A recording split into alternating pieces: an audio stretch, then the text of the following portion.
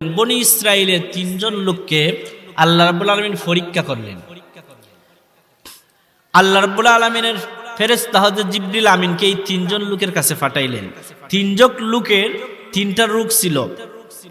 একজনের রোগ হলো টাক মাথা, তার মাথার মধ্যে কোনো চুল নাই। আল্লাহর ফেরেশতা জিবরাইল এসে ওই লোককে বলতেছে যে তোমার মাথার তো চুল নাই, তুমি সবচেয়ে কোন জিনিস পছন্দ করো? আমি সবচেয়ে বেশি পছন্দ করি যদি আমার মাথার চুলটা উঠটা যাই গিয়া। আল্লাহর ফেরেশতা মাথাটা হাতায় দিয়েছে, মাথার মধ্যে সাথে সাথে চুল উঠতে গেছে। জুড়ে বলেন সুবহানাল্লাহ। এখন বলে তুমি খুশি নি? হ্যাঁ খুশি। আচ্ছা ঠিক আছে, আমি তোমাকে 10 মাসের গর্ভবতী একটা উষ্টি দিয়া গেলাম, এটা দান করলাম, তুমি এটা এখন লালন পালন করবাই। চলে গেছে এই লোকের কাছ থেকে। দ্বিতীয় নাম্বার আরেকজন লোকের কাছে গেছে, যে এই লোকটা শরীরের মধ্যে দোল ফিস্টি, আমরা ডবল রোগ, সাদা সাদা মাঝে মাঝে। ওই লোকের দ্বারা গেছে গিয়া বলছে তুমি সবচেয়ে বেশি পছন্দ কি করো, কোন জিনিসটা তুমি ভালো করো? আমার সবচেয়ে পছন্দনীয় জিনিস হলো আমার যে শরীরের রোগটা ডবল রোগ, এটা যদি ভালো হয়ে যাইতো এটাই আমি সবচেয়ে পছন্দ করি, ভালোবাসি, আর কিচ্ছু ভালোবাসি না। কারণ মানুষে আমার কুটা দেয়, মানুষে আমার বলে এই কুষ্ঠরোগী, এই ডবল রোগী, বিভিন্ন বাবা আমাকে ক্রিটিসাইজ করে, সমালোচনা করে। হয়তো আচ্ছা ঠিক আছে। ফেরেশতা তার শরীর হাতিয়ে দিয়েছে, সমস্ত শরীর যখন মুছে দিয়েছে হাত দ্বারা ফেরেশতার, ওই রোগীর সাথে সাথেই ভালো হয়ে গেছে। জুড়ে বলেন সুবহানাল্লাহ। ভালো যখন হয়ে গেছে, এখন ফেরেশতা বলতেছে আমি তোমাকে একটা 10 মাসের গর্ভবতী একটা গাভী দান করে গেলাম, একটা গাভী দিছি, এটা তুমি লালন পালন করবাই। আচ্ছা ঠিক আছে। এবার তৃতীয় জনের কাছে গেছে ফেরেশতা। ওই লোকটা ছিল অন্ধ লোক। অন্ধ লোকের কাছে যখন গেছে গিয়া জিজ্ঞাসা করছে তুমি সবচেয়ে কোন জিনিস পছন্দ করো, ভালো পাও, সবচেয়ে কোন জিনিসকে তুমি মহব্বত করো? ফেরেশতা ওই লোক বলতেছে যে আমি সবচেয়ে ভালো আমি সবচেয়ে মহব্বত করি, আমার চোখটা যদি ভালো হয়ে যাইতো, এই জিনিসটা আমি সবচেয়ে বেশি পছন্দ করি, মায়া করি, মহব্বত করি। কারণ মানুষে আমার গাল্লায় খানার ঘরের খানা, আমার মানুষে খানা দিকে, অন্ধ দিকে মানুষে আমার ক্রিটিসাইজ করে, সমালোচনা করে। আমি দুনিয়ার সৌন্দর্য দেখতে পারি না, আর মানুষের হাতের বকা খাই। তাহলে চোখ ভালো হোক। ওই ফেরেশতা চোখ হাত বুলিয়ে দিয়েছে। ফেরেশতা যখন চোখ হাত বুলিয়ে দিয়েছে, ওই লোক বনি ইসরাইলের এই লোক ভালো হয়ে গেছে। এখন তুমি কি ভালোবাসো? আর কিছু লাগবে না। আমি তোমার একটা 10 মাসের গর্ভবতী ছাগল দিয়া গেলাম, তুমি এটা লালন পালন করো। প্রথম জনরে দিয়া গেছে 10 মাসের গর্ভবতী একটা উষ্টি, দ্বিতীয় জনরে দান করে গেছে একটা 10 মাসের গর্ভবতী গাভী, তৃতীয় জনরে দিয়া গেছে একটা গর্ভবতী ছাগল। এখন তারা এগুলা তো গর্ভবতী, অল্প দিনই বাচ্চা দিয়ে দিছে। এখন বাচ্চা দিতে দিতে আস্তে আস্তে তারা লালন পালন করতেছে, কয়েক যুগ চলে গেছে। এখন দেখা যায় যারে উট দিয়া গেছিল সে বিশাল এক মরুভূমির মালিক হয়ে গেছে। এই মরুভূমি খালি শুধু তারই উট। যারে গাভী দিয়া গেছিল দেখা যায় এক উপত্যকা ভর্তি তার গাভী হয়ে গেছে। যাকে ছাগল দিয়া গেছিল দেখা যায় তার ছাগলে উপত্যকা ভরে গেছে। এখন কয়েক বছর পর ওই ফেরেশতা এক মুসাফিরের বেশ ধরে প্রথম ব্যক্তির কাছে এসেছে। প্রথম ব্যক্তির কাছে এসে বলতেছে যে ও ভাই, আমি মুসাফির মানুষ, আমি এক দেশ থেকে আরেক দেশে সফর করে যাইতেছি, যাওয়ার পথে আমার তো টাকা পয়সা নাই, আমি একদম অসহায় হয়ে গেছি, আমাকে কিছু আল্লাহর রাস্তে দান করেন। ওই উটের মালিক বলতেছে না, আমি কিচ্ছু তোমাকে দান করতে পারবো না।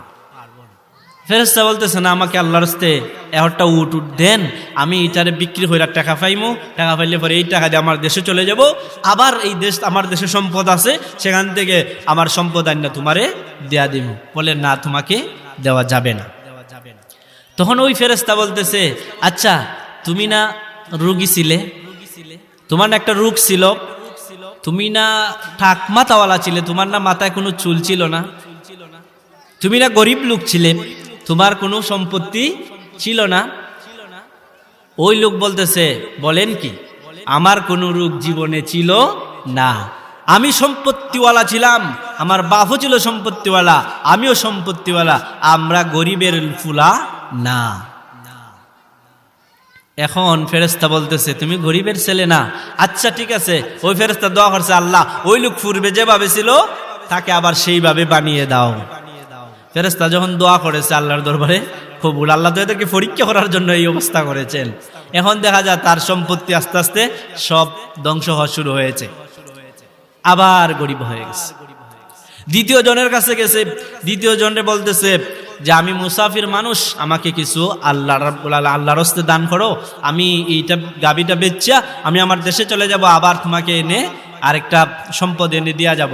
ওই ব্যক্তি বলতেছে না না, তোমাকে দেওয়া যাবে না, তুমি অপরিচিত লোক, তোমার সাথে আমার কোনো পরিচয় নাই, তোমাকে দেওয়া যাবে না। বলতেছে আল্লাহর রাস্তায় আমাকে একটা গাবি দাও, আমি এটা বিক্রি করে এটার সম্পদ দিই, আমি চলে যাব দেশে, আবার তোমাকে দেশ থেকে এসে তোমাকে দান করে যাব।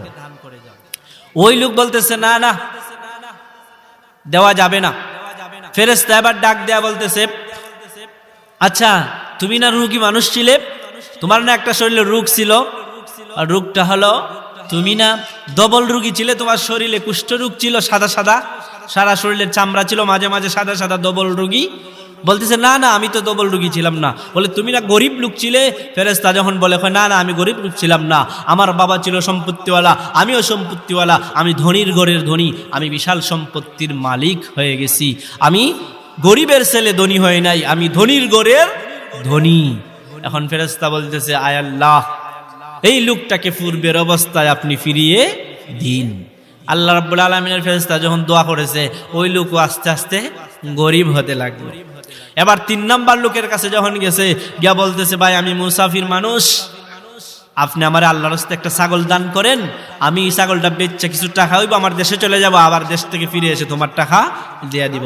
ওই 3 নাম্বার ব্যক্তি যাকে ছাগল দিয়েছিল, ওই লোক বলতেছে ভাই তোমার একটা ছাগল কেন, যত ছাগল লাগে সব তুমি নিয়ে যাও, কারণ আমি একসময় গরিব লোক ছিলাম, আমি একসময় অসহায় লোক ছিলাম, আমি ছিলাম অন্ধ লোক, আল্লাহ রাব্বুল আলামিন আমাকে বিশাল এই ছাগল দান করেছেন, উপত্যকা ভর্তি আমার ছাগল, এই সমস্ত সব ছাগল আল্লাহ রাব্বুল আলামিন দান করেছেন, এখন তোমার যেটা খুশি এই ফাল থেকে যেটা ভালো লাগে চয়েস হয় সেটাই তুমি নিয়ে যাও, আমাকে ফেরত দিতে হবে না।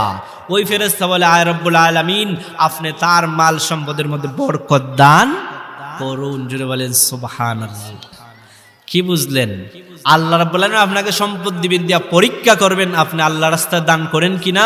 আপনি এই যে ইবাদতটা করলেন সম্পত্তি দিয়া, এটা কোন ধরনের ইবাদত? আর্থিক ইবাদত।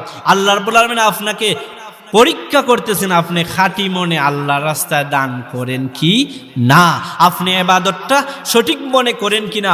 অথচ দেখেন যেই লোকটা ছিল টাকমাতাওয়ালা সেও ছিল গরিব, যেই লোকটা ছিল ধবল রোগী সেও ছিল গরিব, যেই লোকটা ছিল অন্ধ লোক সেই লোকটাও ছিল গরিব।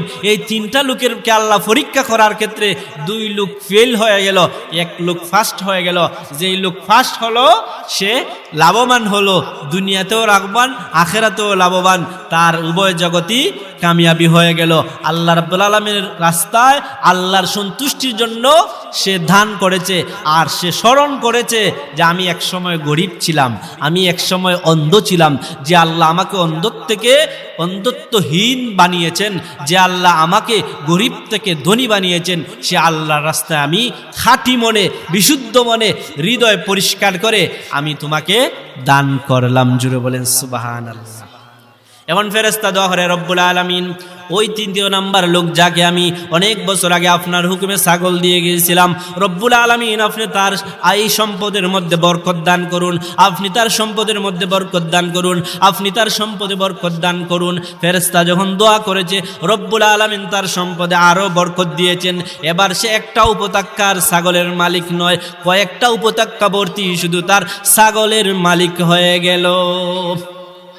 আর ওই যে 2 লোক ছিল যাকে রব্বুল আলামিন উষ্টি দান করেছিলেন, গাবি দান করেছিলেন, তারা যখন খাঁটি মনে আল্লাহর সন্তুষ্টির জন্য দান করল না, ওই 2 লোকের সম্পত্তি শুধু ক্ষয় হতে লাগলো, শুধু লস যাইতে লাগলো। আস্তে আস্তে আস্তে আস্তে ওই লোকগুলা দরিদ্র হয়ে গেল, পূর্বের অবস্থায় ফিরে আসলো। তাহলে আপনি আমি যত শারীরিক ইবাদত করি, মৌখিক ইবাদত করি, আত্মিক ইবাদত করি, সবগুলা খাকে রাজি খুশি করার জন্য করতে হবে, আল্লাহকে রাজি খুশি করার জন্য। যদি আল্লাহকে রাজি খুশি করার জন্য করেন তাহলে এটা অল্প হইলেও যথেষ্ট, অল্প হইলেও যথেষ্ট, বেশি লাগবে না এত বড়। আপনি 3 প্লেট ভাত খাইলেন, মনে করেন হিদলে সুড়ায় দেয়া, আলুর ভর্তায় দেয়া, যেই ভিটামিন হবে। আপনি যদি 1 প্লেট ভাত খান, 1 প্লেটও না, আধা প্লেট ভাত খান, একটু দুধ দিয়া, বলেন শক্তি কোনটার বেশি হবে? দুধ দেওয়া যে আধা প্লেট ভাত খাইছেন, এটার মধ্যে পাওয়ার বেশি থাকবে, এটার মধ্যে প্রোটিন বেশি থাকবে, আমিষ বেশি থাকবে, এটা আপনার শরীরে শক্তি বেশি যোগাবে। আর আপনাদের 3 প্লেট ভাত খাইলেন, এই 3 প্লেটেও আধা প্লেটের সমান হবে না। এজন্য ইবাদত বন্দেগী যাই করেন, অল্পই করেন, সেটাকে শুধু রব্বুল আলামিনের রাজি খুশি করার জন্য করেন। সেটা যদি রব্বুল আলামিনকে রাজি খুশি করার জন্য হয়, সেটাই আপনি আমার জন্য নাজাতের উসিলা হয়ে যাবে, আপনি আমার জন্য দুনিয়া আখিরাতে কামিয়াবি বয়ে আনবে, আপনি আমার জন্য উভয় জাহানের নাজাতের উসিলা হয়ে যাবে। রব্বুল আলামিন আপনি আমাকে দুনিয়াতে কল্যাণ দিবেন, আখিরাতেও নাজাত দান করে দিবেন। জুড়ে বলেন সুবহানাল্লাহ। আর যদি আল্লাহ রাব্বুল আলামিনকে রাজি খুশি করার জন্য না করেন, তাহলে কি হবে? বিপরীতে হাদিস বলি। এক হাদিস শরীফের মধ্যে নবীজি বলেন, কাল হাসরের ময়দানে রব্বুল আলামিন এক মুজাহিদকে যে আল্লাহর রাস্তায় জিহাদ করেছিল, ওই লোককে আল্লাহ রাব্বুল আলামিন আদেশ করবেন, তাকে জাহান্নামে নিয়ে যাও। আল্লাহ রাব্বুল আলামিন জাহান্নামের ফেরেশতাদেরকে বলবেন, জাহান্নামের ফেরেশতা তাকে জিনজিল লাগাইয়া টেনে টেনে জাহান্নামে নিয়ে যাবে। এবার ওই মুজাহিদ ডাক দেয়া বলবে, রব্বুল আলামিন আপনি আমার জাহান্নামে দিলেন, আপনি আমাকে আদেশ করলেন জাহান্নামে যাওয়ার জন্য, অথচ আপনার দ্বীনের পতাকা, আপনার ওয়াহদানিয়ত, আপনার রুবুবিয়ত প্রচার করার জন্য, আপনার রাসূলের রিসালাত প্রমাণ করার জন্য, জমিনে প্রতিস্থাপন করার জন্য আমি জিহাদ করেছিলাম, আপনার কালিমাকে উদ্দিন করার জন্য আমি আপনার রাস্তায় জিহাদ কইরা শহীদ হয়েছি, এখন আপনি বুঝে আমাকে জাহান্নামে দেন। তখন রব্বুল আলামিন ডাক দেয়া বলবেন, ও মুজাহিদ তুমি একটু দাঁড়াও। মুজাহিদ দাঁড়াবে। আল্লাহ রাব্বুল আলামিন বলবেন, ও মুজাহিদ তুমি যে দুনিয়ার জগতে আমার জিহাদ করেছিলে, আমার রাস্তায় বলেছো, সেটা তুমি মিথ্যা কথা বলেছো। তুমি আমাকে রাজি খুশি করার জন্য জিহাদ করো নাই, তুমি জিহাদ করেছো বীর মুজাহিদ হওয়ার জন্য। মানুষ যেন তোমাকে বলে এই লোকটা বড় বীর বাহাদুর, মানুষ যেন তোমাকে বলে এই লোকটা বড় মুজাহিদ।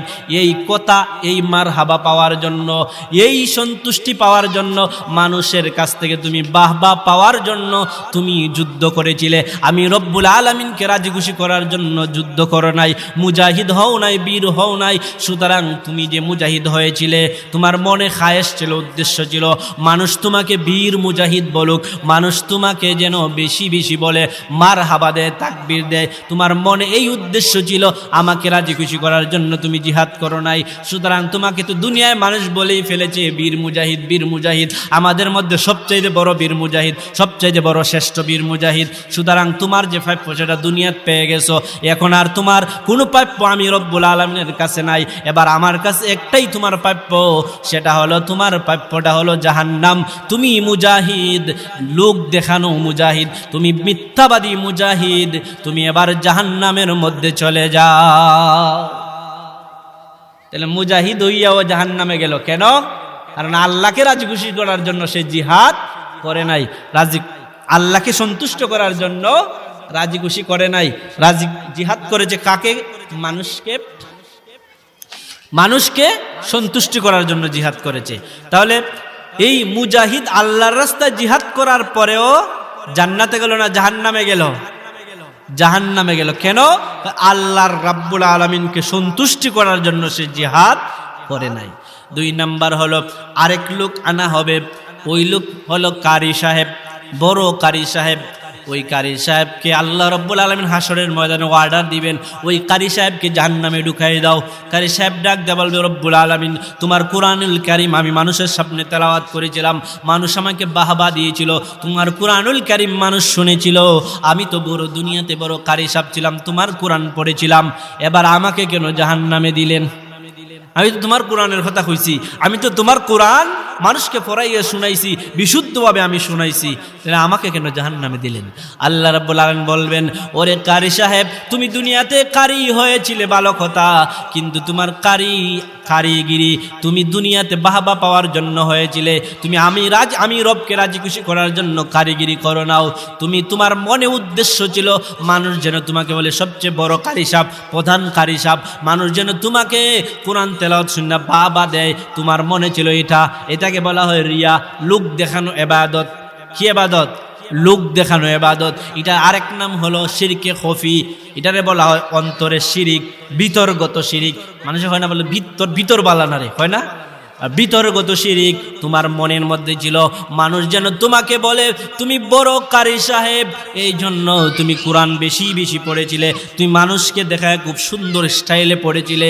এই যে তুমি পড়েছো, তোমাকে তো মানুষ দুনিয়াতে বলেই ফেলেছে প্রধান কারি সাহেব, তোমাকে তো মানুষ দুনিয়াতে বলেই ফেলেছে বড় হুজুর, বড় কারি সাহেব। সুতরাং আজকে আমার দরবারে তোমার কোনো প্রাপ্য নাই, আমার দরবারে একটাই তোমার প্রাপ্য, সেটা হলো তোমার জন্য জাহান্নাম আমি নির্ধারণ করে দিয়েছি। তুমি আমার কোরআন মানুষের সামনে পড়েছ গো, মানুষ যেন তোমাকে বাহবা দেয় এই জন্য। সুতরাং বাহবা তুমি দুনিয়ায় পেয়ে গেছো, এখন তোমার প্রাপ্য হলো জাহান্নাম। জুড়ে বলেন নাউজুবিল্লাহ। কারি সাহেব জান্নাতে গেল না জাহান্নামও গেল, কারণ কিতা?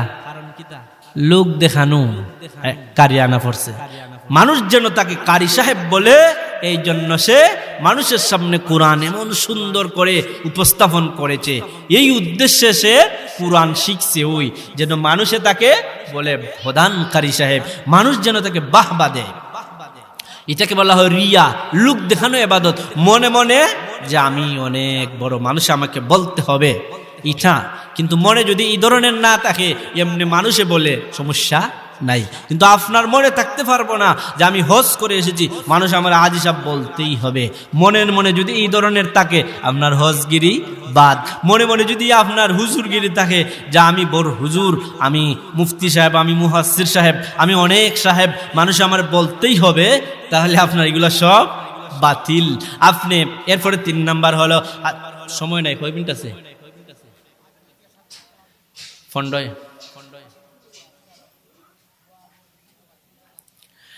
3 নাম্বার হলো রাসূল সাল্লাল্লাহু আলাইহি ওয়াসাল্লাম হাদিস শরীফের মধ্যে বলেন, 3 নাম্বার একজন দানবীরকে আল্লাহ রাব্বুল আলামিন হাশরের ময়দানে অর্ডার দিবেন, ও দানবীর তুমি জাহান্নামে চলে যাও। দানবীর ডাক দেয়া বলবে, রব্বুল আলামিন আমি কেন জাহান্নামের মধ্যে যাব? আমি তো ওয়াজ মাহফিলে 10,000 20,000 50,000 টাকা দিয়েছি, আমি তো মসজিদ টাইস করে দিয়েছি, আমি তো একাই মসজিদ বানিয়ে দিয়েছি, আমি তো বড় বড় কাজ করেছি, বড় বড় প্রতিষ্ঠানিক কাজ করেছি, আমি তো অনেক কিছু করেছি। আল্লাহ রাব্বুল আলামিন বলবেন, ওরে দানবীর, তুই যে দান করেছিলে, তোর দানের উদ্দেশ্য ছিল মানুষ যেন তোকে বলে বড় দানবীর, মানুষ যেন বলে তোকে বড় দানবীর, মানুষ যেন তোকে বলে বড় দানবীর, এই জন্য তুই দান করেছ। এই জন্য মানুষ যেহেতু তোরে বড় দানবীর বলার জন্য তুই দান করেছ, আল্লাহ রাব্বুল আলামিন বলবেন, তোকে মানুষ তো দুনিয়াতে মারহাবা দিয়েই ফেলেছে, মানুষ তো তোমাকে দুনিয়ার জগতে মারহাবা দিয়েই ফেলেছে, মানুষ তো তোমাকে বড় দানবীর বলেছে, দানবীর দানবীর বলে স্লোগান দিয়েছে। সুতরাং তোমার প্রাপ্য তো দুনিয়াতে পেয়ে গেছো, এখন আর আমার কাছে তুমি দানবীরের কোনো প্রাপ্য নাই।